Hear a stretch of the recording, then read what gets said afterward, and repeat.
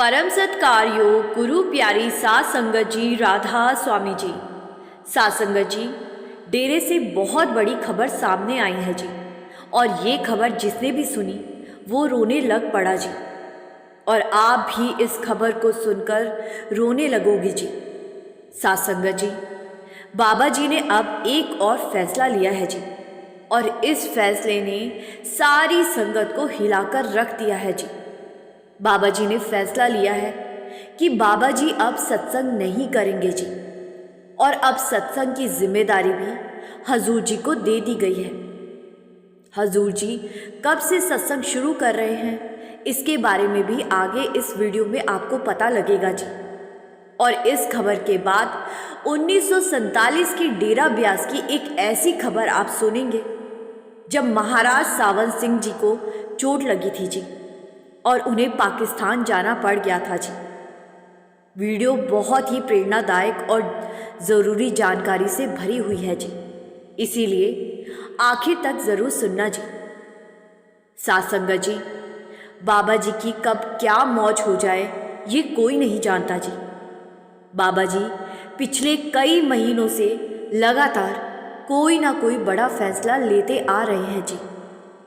सितंबर में हजूर जी को गद्दी का उत्तराधिकारी बनाने के बाद बाबा जी ने एक के बाद एक कई फैसले लिए जी, और अब सत्संग ना करने के इस फैसले ने तो संगत में हड़कंप ही मचा दिया है जी। कल रविवार को बाबा जी के सत्संग फरमाने से पहले कुछ संत महात्मा डेरे आए थे जी। ये तस्वीरें और वीडियो सोशल मीडिया पर वायरल भी हो रही है जी। अजमेर शरीफ के सलमान चिश्ती साहब भी कल डेरे में बाबा जी से मुलाकात करने पहुंचे थे जी। वहां कल संतों की बाबा जी से क्या बात हुई वो भी हम आपको बताएंगे जी। लेकिन पहले हम बात करते हैं कि बाबा जी कब से सत्संग करना बंद कर रहे हैं। सात संगत जी, सुनने में आया है कि बाबा जी आने वाले महीने यानी कि मार्च महीने के आखिर तक ही सत्संग फरमाएंगे जी, और अप्रैल से सत्संग की सेवा हजूर जी निभाएंगे जी।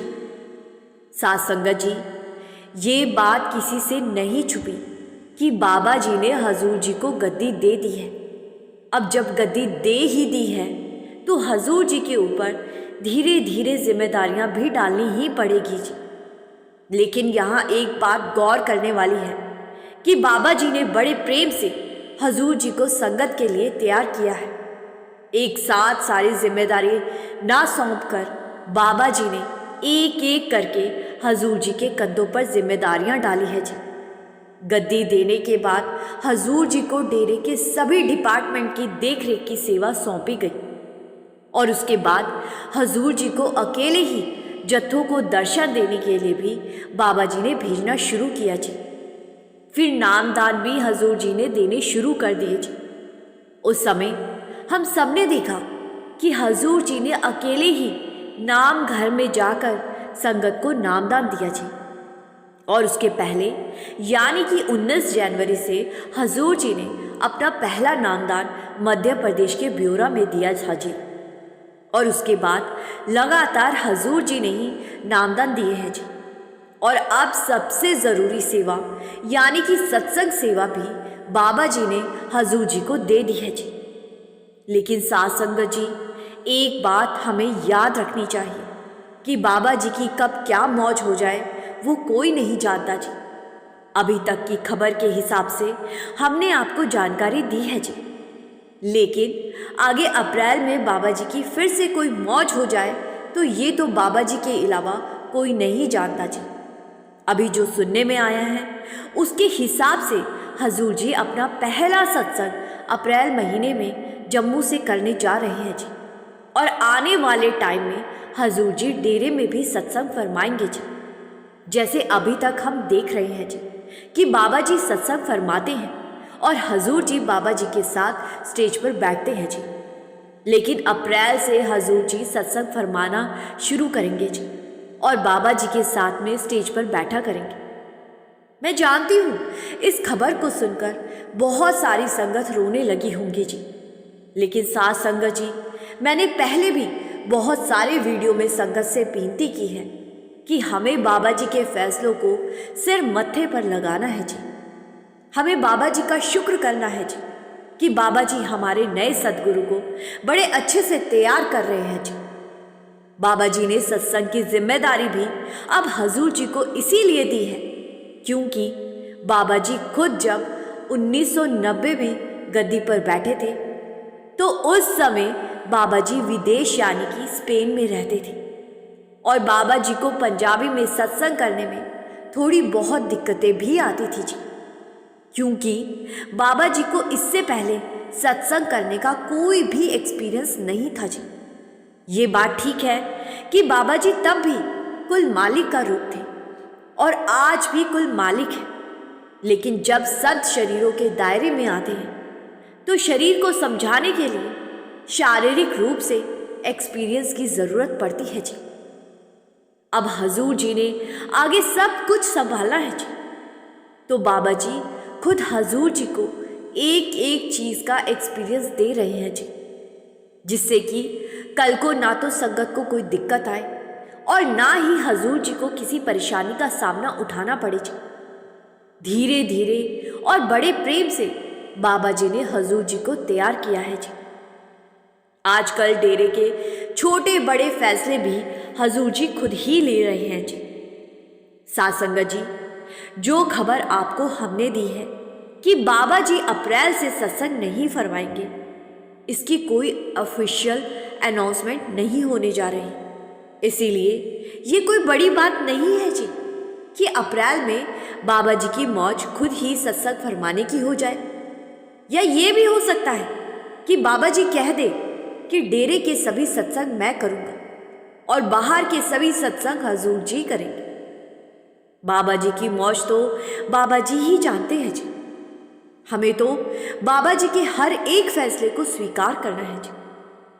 अब जैसे कुछ दिन पहले तक खबर आई थी डेरे में बाबा जी ही नामदान देंगे, लेकिन 10 फरवरी को डेरे में भी हजूर जी ने ही नामदान दिए जी। सब कुछ बाबा जी की मौज पर निर्भर करता है जी। साथ संगत जी, जैसा कि आपको पहले बताया कि कल अजमेर शरीफ के सलमान चिश्ती जी और कुछ और संत भी बाबा जी से मिलने डेरे गए थे जी, और इस मुलाकात में सभी संतों ने बाबा जी के आगे अपना कोई विचार रखा, तो बाबा जी ने भी सभी को कहा कि जब हम सब मिलकर मालिक की बात करेंगे तो सभी आगे बढ़ पाएंगे जी। इस मुलाकात में ये भी बात हुई कि विश्व के लोगों को अच्छी तरफ लगाने की कोशिश करनी, तो बाबा जी ने कहा कि मैं तो छोटा सा सेवादार हूं। साथ संगत जी, संतों से मुलाकात के बाद बाबा जी ने सत्संग फरमाया और सत्संग फरमाने के एकदम बाद बाबा जी सीधे पंचकुला गए थे और वहां बाबा जी ने एक शादी अटेंड करनी थी। इसकी जानकारी हमने आपको कल सत्संग वाले वीडियो में दी थी जी। बाबा जी ने कल पंचकुला में सेंटर नंबर 1 में दर्शन भी दिए और इसके बाद बाबा जी चंडीगढ़ सेक्टर 8 गुरुद्वारे में भी गए थे जी। साथ संगत जी, आइए अब मैं आपको वो बात बताती हूँ जब महाराज जी को लगी थी चोट और महाराज जी को जाना पड़ गया था पाकिस्तान, और पाकिस्तान में उस समय हिंसा फैली हुई थी जी, जिसमें महाराज जी के कंधे पर चोट लग गई थी और खून बहने लगा था। लेकिन फिर भी महाराज जी वहां पर गए, क्योंकि महाराज जी अगर वहां ना जाते तो संतों के वचनों पर शायद कोई विश्वास ना करता। इस घटना को जिसने भी सुना वो बहुत रोया जी। ये घटना की शुरुआत सन 1946 में हुई थी और जब ये घटना खत्म हुई तब तक देश आजाद भी हो गया और देश 2 हिस्सों में बंट भी गया था। उस समय महाराज सावंत सिंह जी गद्दी पर विराजमान थे जी। तब एक बार लाहौर से डेरे में एक पति पत्नी अपने 2 साल के बच्चे के साथ सत्संग सुनने आए थे जी। उस समय लाहौर भी हिंदुस्तान का ही एक हिस्सा था जी, तो वहां से डेरे आना और जाना बड़ी आम सी बात थी जी। बहुत सारी संगतें वहां से अक्सर डेरे आया करती थी जब ये पति पत्नी अपने बच्चे के साथ डेरे आए तो सत्संग सुन लेने के बाद इनके मन में महाराज जी से नामदान लेने का विचार आया जी। सत्संग के बाद ये दोनों महाराज जी के सामने हाजिर हुए जी और अपने मन की बात महाराज जी के सामने रख दी। साथ संगत जी, उस समय संगत बहुत ज्यादा नहीं हुआ करती थी, इसीलिए महाराज जी से बड़ी आसानी से मुलाकात हो जाया करती थी। महाराज जी ने इन दोनों पति पत्नी को अगले 3 दिन तक डेरे में ही रहकर सेवा करने की बात कही थी। महाराज जी ने कहा, 3 दिन के बाद मैं आपको नामदान दे दूंगा। अब ये तो कोई नहीं जानता कि 3 दिन की सेवा करवाकर महाराज जी ने इन दोनों के कौन से कर्म कटवाने हैं, लेकिन इन दोनों पति पत्नी ने 3 दिन तक बड़ी लगन के साथ डेरे में सेवा की जी और 3 दिन के बाद ये फिर से महाराज जी से मिले। तो उस समय महाराज जी ने इन दोनों को नामदान देने के लिए तैयार हो गए। महाराज जी ने अगले दिन सुबह नामदान लेने के लिए इन्हें अपने पास आने की बात कही। तो ये दोनों अपने बच्चों को लेकर महाराज जी के पास जाने लगे, लेकिन बच्चों को नामदान वाली जगह पर ले जाना मना था। तो एक सेवादार बीवी ने इनके बच्चे को बाहर संभाला और ये दोनों महाराज जी से नामदान लेने चले। महाराज जी ने दोनों को नामदान दे दिया और नामदान के बाद पत्नी को अपने बच्चे की याद आई। वो कहने लगी कि महाराज जी, आपसे एक और विनती है, आप मेरे बच्चे को भी नामदान दे दीजिए। महाराज जी मुस्कुरा पड़े और कहने लगे कि काको, अभी तो ये बहुत छोटा है, पहले आप इसको बड़ा होने दो, उसके बाद मैं इसको नामदान जरूर दूंगा। इसकी संभाल की जिम्मेदारी भी मेरी है। महाराज जी के आश्वासन के बाद दोनों पति पत्नी वहां से लाहौर के लिए निकल पड़े जी और लाहौर जाकर बताए तरीके से भजन सिमरन शुरू कर दिया जी।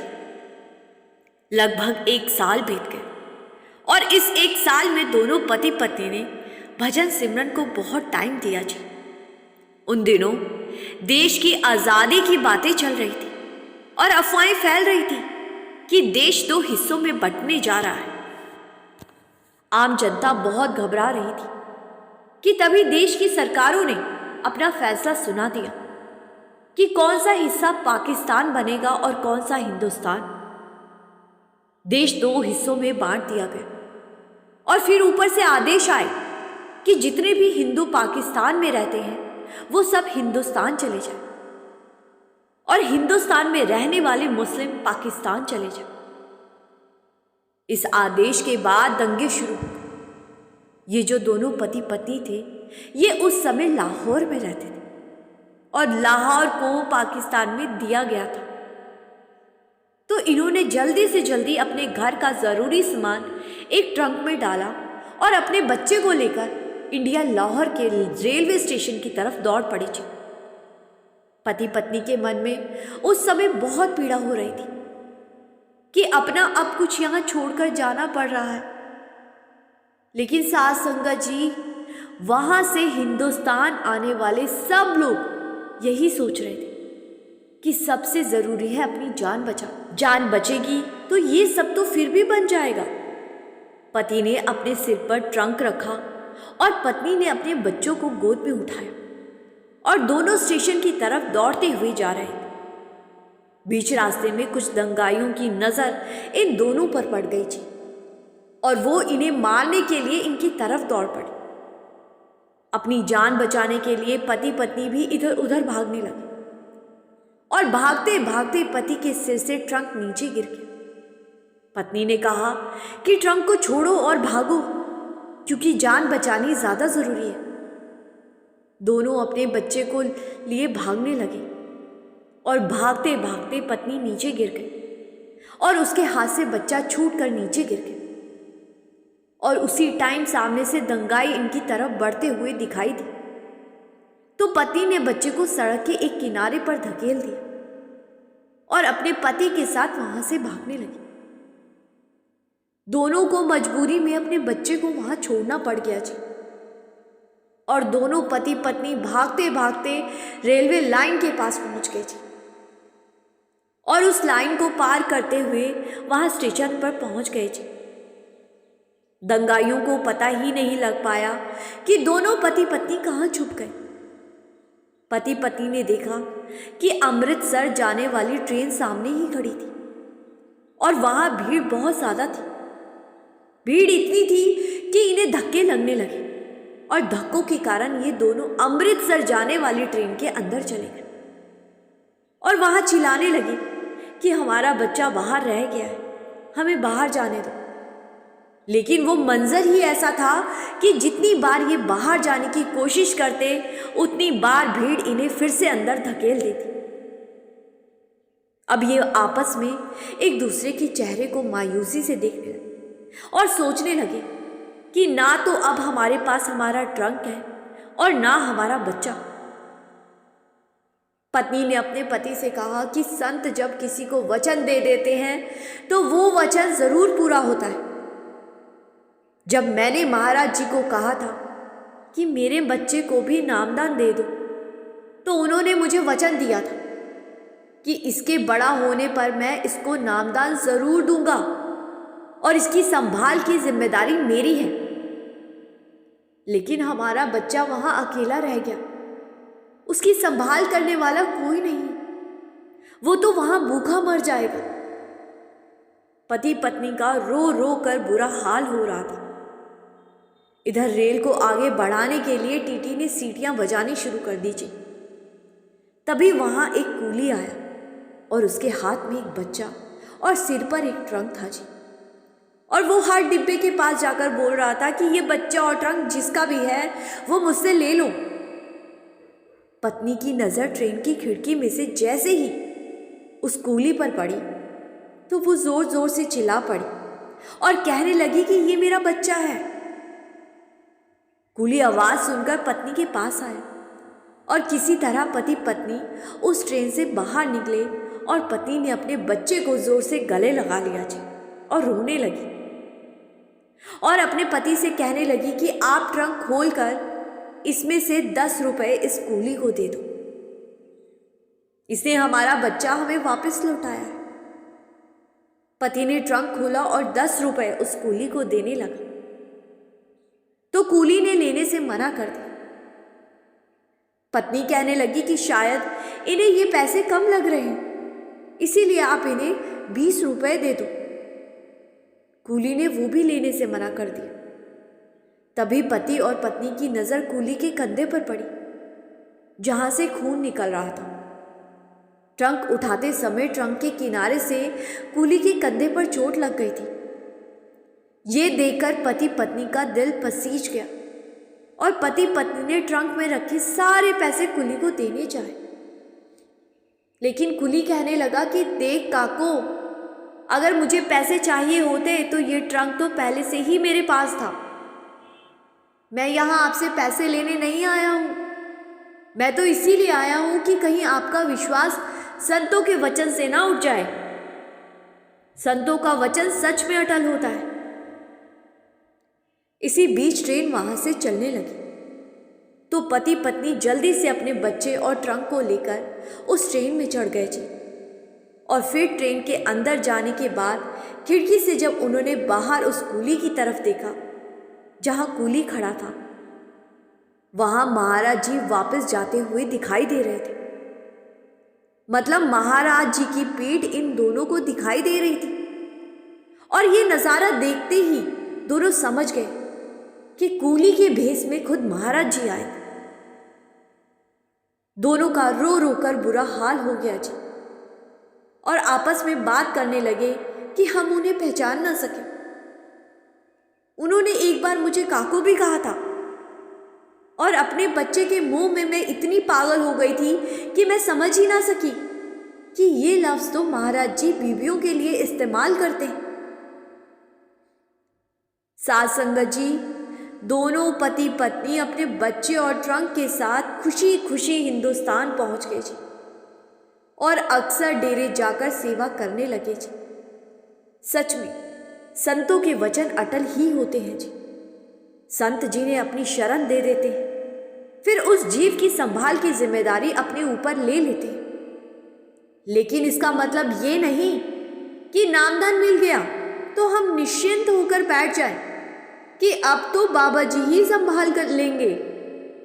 बाबा जी संभाल उन्हीं की करते हैं जो बाबा जी के हुक्म में रहते हैं। ऐसा नहीं करना कि नामदान लेने के बाद हम बाबा जी के कहने को तो माने ना, और फिर भी बाबा जी से संभाल की उम्मीद रखें। साथ संगत जी, अब इस वीडियो को यहीं विराम देते हैं जी। मेरी संगत जी से हाथ जोड़कर बेनती है कि इस वीडियो को लाइक ज़रूर कीजिए और कमेंट में राधा स्वामी लिखना मत भूलिए जी। और एक और बेनती है जी, जो संगत पहली बार इस चैनल पर आई है जी, वो संगत के अपने इस चैनल को सब्सक्राइब कर इस चैनल का एक हिस्सा ज़रूर बनिए जी। गुरु प्यारी साथ संगत जी, राधा स्वामी जी।